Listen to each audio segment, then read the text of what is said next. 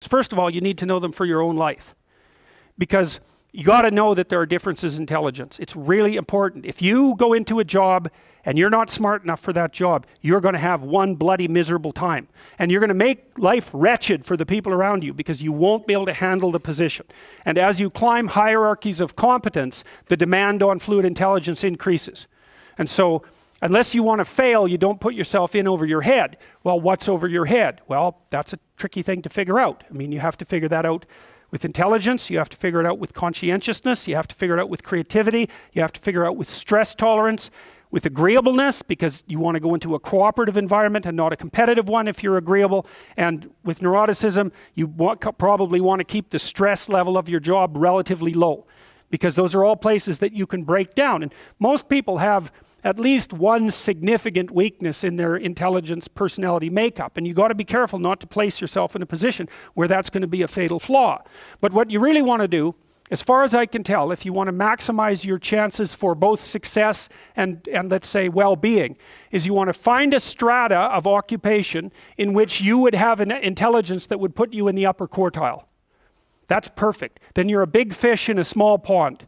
And you don't want to be the stupidest guy in the room. It's a bloody rough place to be.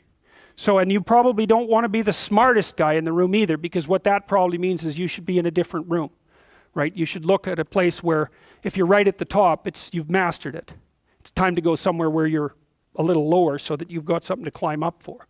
So, and if you're not hyper conscientious, for example, you're probably not going to want a job that you have to work 70 hours a week at, because you're just not wired up that way. You'd rather have some leisure, and like, more power to you. If that's how you're wired up, there's nothing wrong with having some leisure. But if you're someone who can't stand sitting around doing nothing ever, then maybe you can go into a job that's going to require you to work 75 hours a week. And almost all jobs that are at the top of complex dominance hierarchies require very high intelligence and insane levels of conscientiousness, as well, generally speaking, as pretty damn high levels of stress tolerance, because that can knock you out too, because there's going to be sharp fluctuations in your career, generally speaking, at the higher levels of a structure, and you have to make very complicated decisions, often with very short time horizons. So you have to decide if that's what you want. So, okay, so how smart do you have to be different things in life? Well, if you have an IQ of 116 to 130, which is 85th percentile and above, so it's one person in 8 up to one person in 130, I believe is 85, 90, 95, is it 95? I think it's 95. One person in 8 to one person in 20. Then you can be an attorney, a research analyst, an editor, an advertising manager, a chemist, an engineer, an executive manager, etc.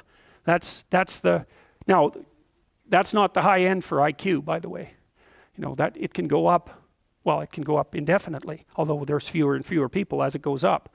So if you want to be the best at what you're doing, bar none, then having an IQ of above 145 is a necessity, and maybe you're pushing 160 in some situations, and maybe that's making you one person in 10,000 or even one person in 100,000.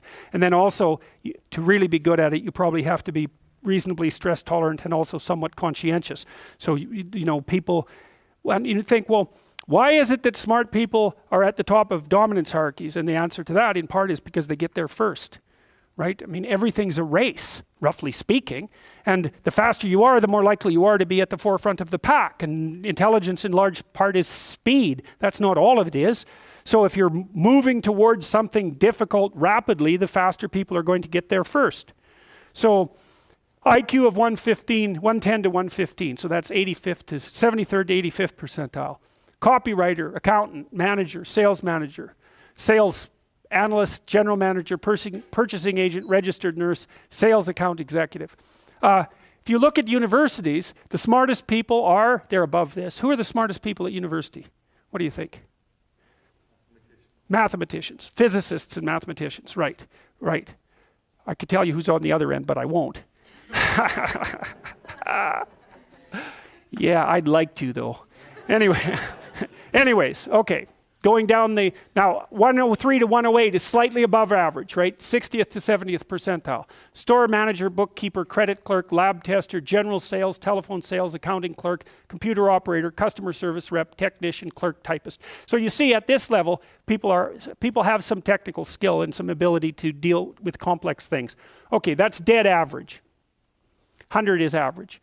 Dispatcher in a general office, police patrol officer, receptionist, cashier, general clerical, inside sales clerk, meter reader, printer, teller, data entry, electrical helper.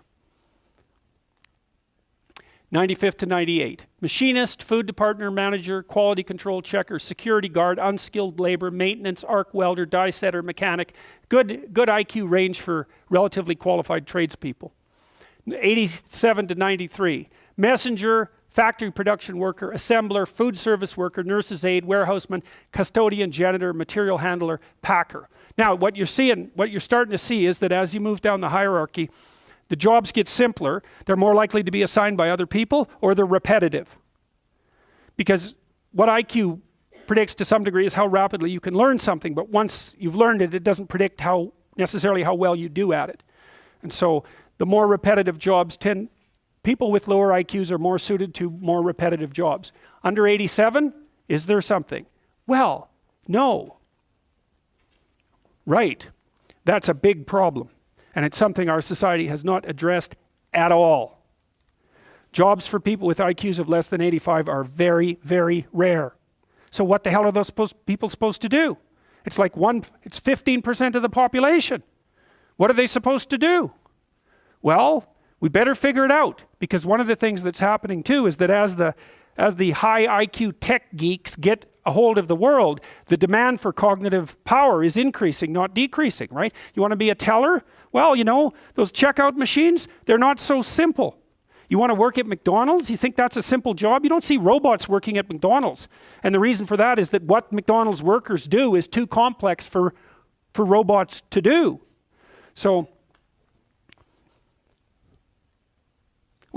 this is a discussion that no one wants to have, but that's okay. It's still a problem, and it has to be dealt with. So the US government, I think I told you this at one point already, it's illegal to induct anyone into the US Army if they have an IQ of less than 83, right? It's about 10% of the population. Because the US Army, and they've been doing IQ testing since IQ testing began, because they want everybody they can possibly get into the Army, because in peacetime, they use it as a way of moving people up the socioeconomic ladder, and in wartime, well, obviously, you need as many soldiers as you can get your hands on.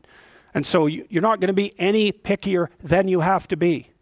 So when the US Army says it's illegal to induct anybody into the armed forces if they have an IQ of less than 83, then you know that they've done it for absolute necessity. Right? And when people have made a finding that contradicts what they want to hear, and they're doing it out of absolute necessity, you can be reasonably true that it's one of those facts that just won't bloody well go away. And so you might think, well, if there's nothing for someone with an IQ of less than 83 to do in the Army, what makes you think that there's something that they can do in the general population? And then the issue is, because the conservatives will say, well, they should just work harder. It's like, sorry, that ain't going to fly. And the liberals will say, well, there's no difference between people anyhow, and you can just train people to do everything. And that's wrong. So they're both wrong, and they're seriously wrong. And the fact that neither side of the political perspective will take a good, cold, hard look at this problem means that we're going to increasingly have a structural problem in our societies, because we're complexifying everything so rapidly that you can't find employment unless you're intelligent. You guys are really going to face this, Lawyers are disappearing like mad. And the reason for that is, you can look it up online. Increasingly, you can do things yourself if you're smart.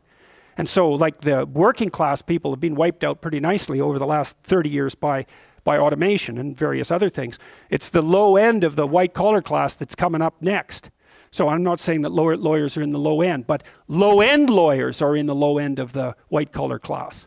So there's still going to be plenty of positions for people who are creative and fast on their feet and super smart. In fact, those people are going to have all the money, and that's already happening to a great degree.